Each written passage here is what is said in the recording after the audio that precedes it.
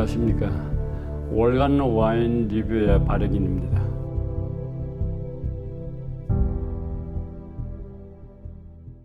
오늘은 지난번 강론에 이어서 제60강 체코 와인의 한국 시장 진입이라는 타이틀로 이야기를 하도록 하겠습니다. 사실은요, 새로운 나라의 와인이 한국 시장에 제대로 진입한다는 것은 저희들 같이 와인에 오랫동안 종사하는 사람으로서는 대단히 흐뭇하고 기분 좋은 이야기가 되어서 제가 오늘 이 60강을 종전에 하던 그 시리즈에서 약간 벗어나서 오늘 체코 와인으로 해서 여러분들에게 강론을 하도록 하겠습니다. 우선 체코라는 나라에 대해서 간략히 말씀드리면은 체코는 공화국입니다. 체코 리퍼블릭입니다. 그리고 수도는 프라하고 인구는 1,050만 명.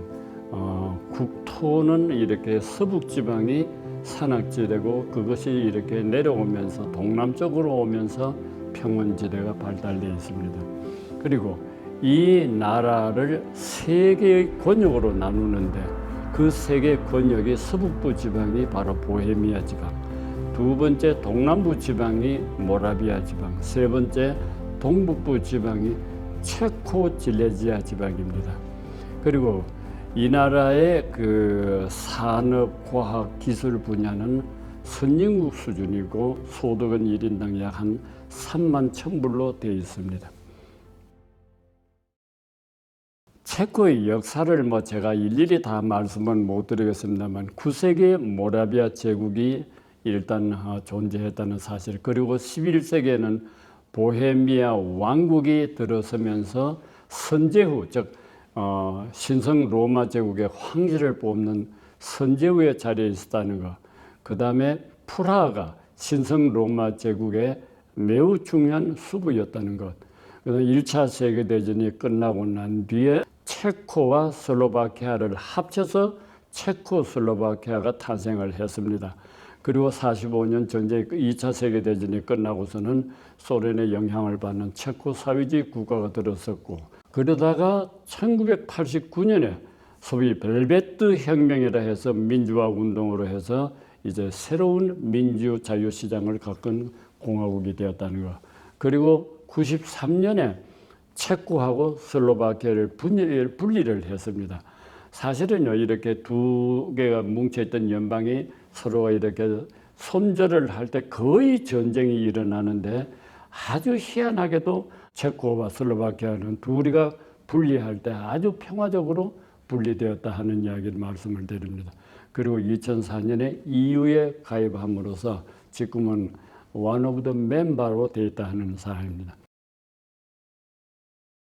이제 본론에 다시 말씀드리면 체코 와인의 이 실질적인 실상, 팩트가 어떠냐 하는 이야기인데, 체코는 그 국토 이렇게 전역을 와인이 나는 곳은 딱 두 군데밖에 없습니다. 하나는 서북 쪽에, 즉 프라 서북 쪽에 보헤미아 지방이 있습니다. 아까 제가 세 개 권역을 말씀을 드렸는데 그 권역의 하나가 보헤미아인데, 보헤미아 지방에서 약간의 와인이 나고 있습니다. 전체 체코의 와인의 한 5% 정도로 하니까 지극히 미미한 거 해서 나머지 한 곳이 어디냐면 모라비아입니다. 오늘 이 와인의 주제가 되는 모라비아에서 무려 95%의 와인이 나기 때문에 체코 와인 이꼴 모라비아 와인이다, 이렇게 이해해 주셔도 괜찮을 것 같습니다. 근데 역사적으로 봤을 때 체코 와인이 로마 제국하고 매우 끈끈한 인연을 갖고 있습니다. 로마 제국이 제10군단을 이 프라 근교에다가 주둔을 시켜서, 물론 그때는 체코는 이쪽 일종의 로마 제국의 속지 그러니까 이 속령이라고도 해도 과언이 아니죠. 이래서 로마가 주둔을 했다는, 군이 주둔했다는 것은 바로 포도나무의 이 식재, 포도나무를 심고 거기서 현지에서 와인을 빚었다 하는 것은 너무나 익히 알려진 일이기 때문에 체코 와인의 역사도 로마 제10군단이 주둔하면서 포도나무를 식재하고, 이때 들인 포도종 가운데 하나가 매우 유명한 그리너 벨트리너라는 포도종이었다. 이 그리너 벨트리너가 이때 아마 로마 군단이 유입을 했다 이렇게 보고 있습니다. 그 다음에 근래에 와서 1995년에 자체적인 와인법을 제정했다가 2004년에 EU의 멤버가 되면서 EU의 규정을 수용을 해서 지금은 EU의 멤버이기 때문에 EU의 그 기본 프레임을 수용하고 있다 이렇게 이야기를 드리겠습니다. 다음 체코 와인은 사실은 뭐 이렇게 세계 한 20여 개 와인을 내는 나라 가운데 중하위에 있다 하는 것은 그러나 이 와인의 질적인 수준은 매우 높은 수준에 있습니다. 생산량은 한 47만 헥토리터의 포도밭 면적은 2만 헥타인데 이 중에 19,000 헥타가 모라비아에 있다 하는 것을 말씀을 드리겠습니다. 그러면 체코에서는 어떤 포도종이 우세하냐면 화이트가 우세합니다. 왜냐하면 위도가 북위 49도, 즉 찬 곳입니다. 찬 곳에는 역시 화이트, 레드는 피노누아 이렇게 찬 지방에 그리고 서늘한 지방에서 잘 자라는 우세한 포도종인데 피노그리나 리슬링, 샤르도네 그 다음에 이제 하나가 팔라바라는 포도종이 있어요. 오늘 여기 지금 나온 이 두 병이 다 팔라바의 포도종으로 빚은 와인이다 이렇게 말씀을 드립니다. 레드 품종으로는 피노누아하고 주바이 겔트가 가장 우세하다는 것을 말씀을 드립니다. 실제 체코 와인이 한국 시장하고 인연을 맺은 것은 아마 저희들 와인 리뷰가 결정적인 계기를 마련했습니다. 2016년에 주한 이 체코 대사의 협조를 받아서 와인 리뷰가 10여일 가차이 체코의 모든 와인 산지를 돌면서 아주 진정한 체코 와인을 실상을 보도한 일이 있었습니다.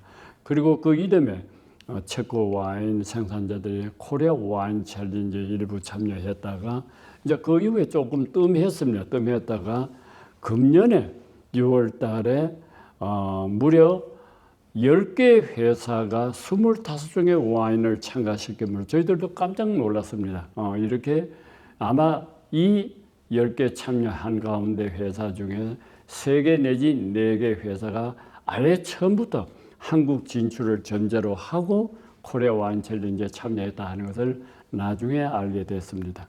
다음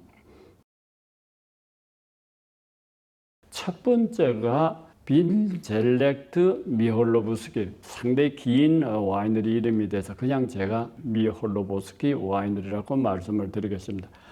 1993년에 설립이 되었으니까 지금으로부터 한 꼭 30년 전이었습니다. 그리고 포도밭은 120헥타니까 아마 체코에서 이만한 포도밭을 갖고 있다면 대단히 중상위의 규모라고 말씀을 드리고 연산이 연간 한 130만 병의 와인을 낸다 이렇게 돼 있고 주인의 이름이 닥터 밀로스 미홀로브스키입니다. 그러니까 이 닥터 미홀로브스키의 이름을 따서 자기의 와이너리 이름을 미홀로브스키를 했는데 이분이 어떤 분이냐 하고 저희들이 그 이력을 체크해 봤을 때 대단히 유명한 체코의 와인 양조자, 종묘학자 그리고 포도 재배자로 이렇게 모든 분야에서 탁월한 실적을 보이는 그런 분으로 나타나 있다는 것을 말씀을 드리고 코리아 와인 챌린지 이번에 내놓은 이 와인도 그러니까 20년의 빈티지인데 팔라바 힌터렐랄리 이 포도밭에서 나온 것인데 테이스팅 노트를 제가 이 와인과 오벨리스크를 같이 말씀을 드리도록 한다면은 이 와인이 저희들 챌린지에 참여한 것이어서 마침 남은 몇 병을 갖고 다시 칠링을 시키고 나는데 직원들이 같이 한번 테이스팅을 해본 일이 있습니다. 그리고 그 테이스팅을 하고 난 뒤에 모든 직원들이 야 이건 정말 좋다. 체코 와인이 이렇게 좋으냐 하고 그냥 전부 다 감탄을 해서 왜 그러냐면은 화이트 와인이 좋다 하는 것은 당과 산이 잘 균형만 갖추면은 거기다 플러스 이 스트럭처 구조감이 좋으면은 화이트 와인은 완벽한 것입니다. 물론 그게 아로마는 뭐 당연히 따라오겠지만은 해서 우리가 통상적으로 화이트 와인은 산과 당이 어떻게 조화를 이루느냐, 거기에 와인 맛의 결정치가 있다 하는 것을 참고로 말씀드리면, 이 두 와인은 막 그러면서 누가 우열을 따질 수 없을 만큼 훌륭했다 하는 것을 말씀을 드립니다. 근데 이 와인이 여기 지금 미올루스키 와인인데 이름이 이제 비누 팔라빈제 팔라바로 되어 있는데, 이 와인이 극히 뭡니까, 뛰어난 균질감, 그러니까 산과 당의 균질감을 보이면서 무엇에 좋은 막 이렇게 음식과의 매칭이 무엇이 좋으냐 이렇게 되어 있는데, 덕입니다. 닭이라는 것은 막 오리고기입니다. 그래서 오리고기하고 아주 절묘한 그리고 아몬드가 곁들여진다는 것을 참 훌륭한 매칭의 파트너다 이렇게 이야기하고 있습니다. 다음 이제 두 번째 와이너리가 오벨리스크 와인입니다. 오벨리스크. 설립 연도는 2012년이니까 지금 꼭 10년 차. 그러면 왜 보면 아직도 영 제너레이션입니다. 그리고 오너는 프란티세크 파비코비치인데, 이분이 써놓은 글을 제가 한번 읽어봤습니다. 첫 페이지부터 와인의 양조는 우리들의 선조의 현명한 그 위즈덤, 그 현명한 그 발자취를 따라서 만들면 그만큼 좋을 일이 없다 하고, 대단히 그 그리스와 로마로부터 시작해서 자기들의 선조들이 와인을 양조했던 그 자취를 큐레이싱 따라가면서 좋은 와인을 현대적 감각으로 만든다 이렇게 되어 있는 걸 보면은 대단히 이렇게 철학적인 관념을 갖고 와인을 빚는 것 같습니다. 특히 할 사항은 한 서너 가지. 코리아 와인 챌린지에 이 오벨리스크가 찾아와서 역시 은상을 받고, 그리고 그쪽에 준 페이퍼를 제가 보니까 체코 대통령이 대통령 관저에서 외빈들을 이렇게 오시면은 뭐라 합니까? 만찬주로서 이 오벨리스크 와인을 쓰고 있다 하는 것을 거기에 노트가 되어 있는 걸 읽었습니다. 그리고 이 주한 체코 대사관에서도 아마 만찬주로 쓰고 있다 하는 것은, 그래서 이 두 와인을 이렇게 합쳐서 첫째 되게 유사하다는 점, 향은 아주 기분 좋은 우아한 향을 보이고, 맛도 당과 산이 이렇게 한데 어우러져서 균형감을 보이면서 아주 튼실한 구조감을 보이더라 이렇게 이야기를 제가 전하겠습니다. 이 오벨리스크는 굳이 이렇게 뭡니까, 와인의 매칭을 그쪽에서 온 자료에 보면은 이 버터에 절인 치킨이 아주 좋다 이렇게 되어 있는 걸 참고로 말씀을 드리겠습니다. 제가 이 두 병 다 팔라바라는 포도종으로 빚었다고 말씀을 드렸는데, 아마 와인을 이렇게 익혀 마시는 분들도 팔라바라는 포도종은 아마 그렇게 익숙하지 않을 것 같아서, 제가 이 팔라바는 1953년에 체코에서 이렇게 교배를 했는데, 교배 대상자가 하나는 이쪽에 프랑스 알자스에서 나오는 게빌츠 투라미너하고 독일의 리바너 포도종을 두 개를 교배종으로서 얻은 것이다 이렇게 되어 있는 것을 보면은, 아마 제가 보기에 게빌츠 투라미너도 굉장히 우아하고 리바나도 질감이 아주 우아한 포도종인데 해서 두 좋은 모습, 이렇게 부모가 훌륭한 와인이니까 그 아들도 좋은 이렇게 풍미를 보이는 것 같습니다. 제가 타이틀에 처음 강론에 60회 강론에 체코 와인의 한국 시장의 진입이라고 이렇게 말씀드린 이유는, 이번에 코리아 와인 챌린지를 계기로 해서 아예 아마 체코의 몇몇 와인 회사들이 한국 시장의 진출을 위해서 새로운 법인을 하나 마련했는데, 그 이름이 모라비아 와인 이야기입니다. 즉 주식회사 모라비아 와인 이야기인데, 대표가 이현우 씨라는 분이 대표가 되어 있고, 지금 주된 사무실은 강남구 강남대로에 이렇게 두고 있는 것 같습니다.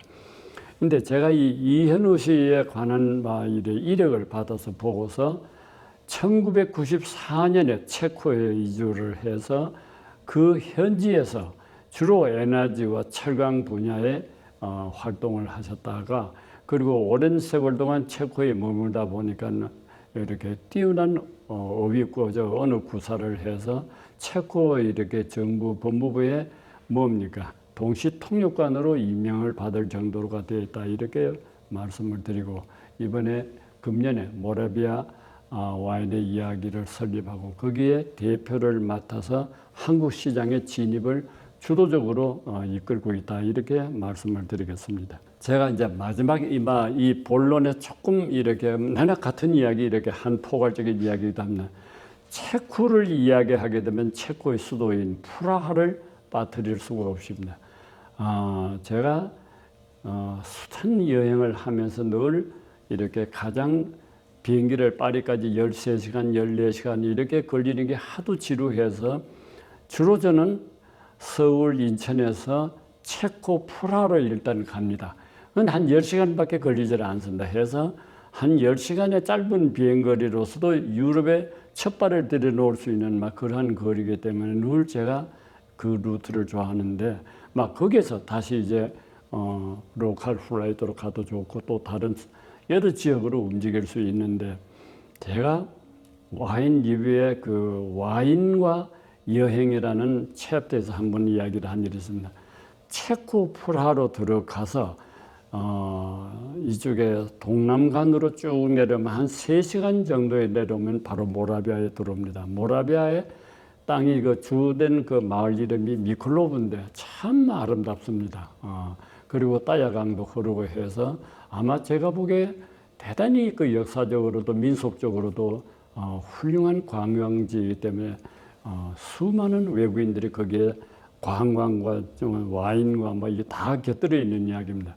그래서 그 모라비아를 들려서 하루나 이틀 주무시고 난 뒤에 바로 거기서 1시간 거리로 다시 동남간으로 내려오면은 소위 슬로바키아의 수도인 브라티슬라바를 오게 됩니다. 세계적으로 아름다운 그 수도 가운데 브라티슬라바가 하나 들어갑니다. 그만큼 이렇게 다뉴브 강가에 자리하고 있으면서 긴 역사를 갖고 있어서 대단히 아름다운 이 도시이기도 합니다. 해서 그 브라티슬라바, 바로 슬라바 그 교회도 슬로바키아의 와인이 아주 질펀하게 널려 있습니다. 그래서 거기에 브라티슬라바를 들렸다가 다시 이렇게 비행기를 타지 마시고 수로라는 건 다뉴브 강을 따라서 크루즈가 운행을 하고 있기 때문에 브라티슬라바에서 비엔나까지 1시간 거리로 이렇게 크루즈를 타고 가시면은 비엔나에 들어갈 수가 있습니다. 해서 프라하, 브라티슬라바, 비엔나 이 세 곳을 보시고 비엔나에서 서울로 들어오는 것을 잡으시면은 한 일주일, 길어야 한 열흘 정도 하면은 북쪽의 소위 중앙 유럽의 아름다운 곳을 만끽할 수 있다 하는 것을 아울러 말씀을 드립니다. 이 프라하에 들어가시면 몇 가지 카사노바가 머물렀던 성, 그 다음에 모라비아 와인 산지, 그 다음에 이 모차르트가 피가로와 돈 조반니를 처음 공연했던 슈타브 보스케 극장이라든가 바출라 부적 두부체크가 봉기를 했던 민주화 봉기를 했던 바출라 광장, 카롤 대교 일일이 이렇게 나열하지 못할 만큼 넉넉한 자원들이 흩어져 있다 하는 것을 말씀을 드립니다. 이상으로 제가 지금 체코 와인의 한국 진입과 연관해서 이렇게 관광과 와인 그리고 이 실제 모라비아 와인에 관한 대체적인 이야기를 여러분들에게 전해드렸으니까 이 다음에 체코 와인이 정말 어떤 와인인가 하고 한번 이렇게 들어보시면은 제 이야기가 그렇게 헛된 이야기가 아닐 것이라 여깁니다. 고맙습니다.